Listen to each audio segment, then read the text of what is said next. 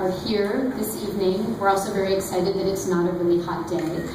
Because those of you that have been in this space in the whole 48 hours that it's been open know that it can get really warm in here. So my name is Wendy Call, and I am one of the many curators of La Cocina, and I'm also on the board of La Sala, which is the Latina, Latinx artist network, based here in Seattle, but with support from all over Western Washington, really all of Washington, to support Latina arts here in this area. And this month, we are very excited to be part of the Seattle Art Fair, and here at the Good Arts Building, thanks to the good graces of the Good Arts Building, with this show, we have this pop-up gallery for the entire month. And we hope that you will come back and see some of the other events that are happening here. So my only role this evening is to introduce the incredible group of musicians and poets, writers that you're going to hear over the next hour and a half or so, although the poem is not nearly that long. The poem is about half an hour. So I'm going to introduce everyone, tell you who this group is. And then Claudia Castro Luna, who is the author of the poem that's going to be performed tonight, will tell you a little bit about that before it is performed. So I'm going to start with the musicians here. Behind me we have Abel Rocha, who is originally from Mexico City. Tonight he'll be playing the harp, the cuatro, the guitar, and the quinta. He's a vocalist and multi-instrumentalist, and it really was a vital part of music scenes in both Austin and Santa Fe before we were lucky enough to have him come here to Seattle. And his sound as a musician is influenced by Andean, Mestizo, and Criollo rhythms. He's recorded 3 CDs in collaboration with the group Correo Aéreo, and he is also a teaching artist and performs with Los Flacos. And then here in the middle, August Denhard is going to be playing the lute, the Baroque guitar, the theorbo, and the oud. And August Denhard specializes in plucked instruments from European, medieval, Renaissance, and Baroque periods. He's performed with many of our nation's leading early music ensembles and at festivals. He teaches early music at Ars Vocales Mexico, which is a vocal festival in Sonora, Mexico. And he's a 3-time recipient of recording grants from the Jack Straw Productions Artist Support Program. He's also been the executive director of the Early Music Guild of Seattle since 2000. And here we have Antonio Gomez, Tony Gomez, who is also one of the co-curators of La Cocina. This month, he's going to be playing a variety of percussion instruments, including the pandereta, the cajon, the bendir, and the teponatzle.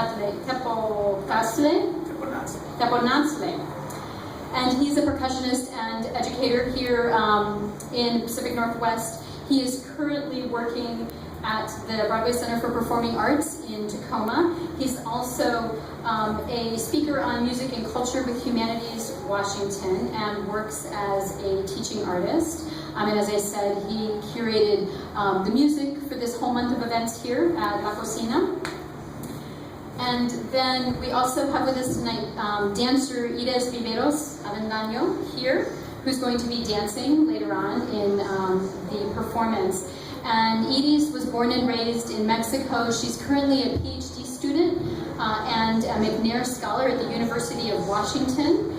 And she is a dancer and percussive dancer with the Seattle Fandango project, which I'm sure some of you have seen before.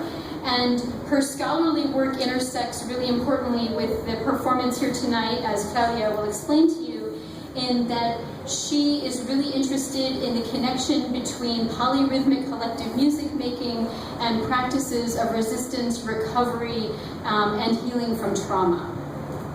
So she will be dancing this evening. And we have 4 writers who are going to be performing a poem by Claudia Castro Luna, which is titled The Little Rose Garden of the Soul. And Claudia comes to us, she lives here in Seattle, she comes to us from El Salvador. She's been living in the United States since 1981. She's both a poet and a nonfiction writer. She currently, 2015 to 2017, is Seattle's first civic poet. She's also been a Jack Straw Fellow and a Voices of Our Nations Fellow. And she holds degrees in urban planning, teaching, and poetry.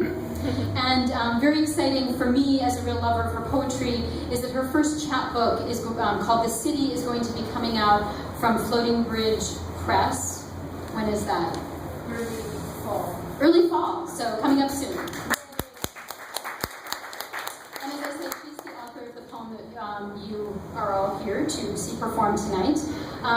The second of four readers is Catalina Marie Cantu, who also co-curated the literary component of La Cocina with me this month. And that was a very big honor for me. Catalina and I have curated several projects, literary projects at La Sala, now going back almost 9 years. Next year will be the 10th anniversary of La Sala, which is very exciting. Catalina is an attorney, she is a multi-genre writer, she's a researcher of multicultural history in the Pacific Northwest and farther afield. She is also a member and the past chair of Los Norteños, which is the Northwest Latino Writers Group. Her writing has been heard in many venues in the area, including at the Miracle Theater in Portland. And as I mentioned, she's one of our co-founders here at La Sala. And then Donna Miscolta is also one of our readers this evening. Donna grew up in National City, California in a Filipino-Mexican family, and although she's lived in Seattle for going on 4 decades now, a lot of her fiction is still set in a fictional city that is very, very similar to National City, California. Donna holds degrees in zoology, education, and public administration. She's the author of the novel When the De La Cruz Family Danced, which came out in 2011. She also has a book forthcoming this fall, her short story collection, Hola and Goodbye, which I was lucky enough to read in its pre-publication state.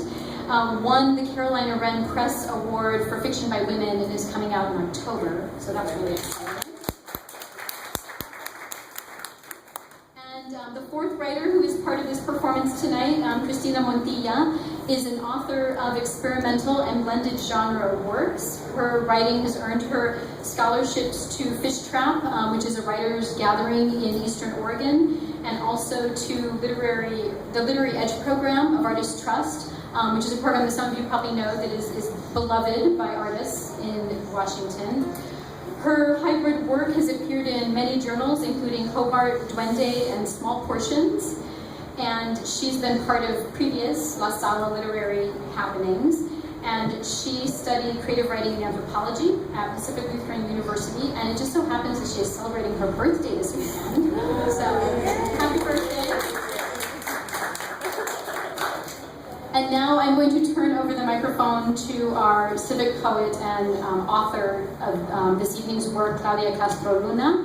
And while she is telling you a little bit about Little Rose Garden of the Soul, I'm going to be passing out these names for each of you, and later on we'll tell you what to do with those names. So thank you again so much for being here.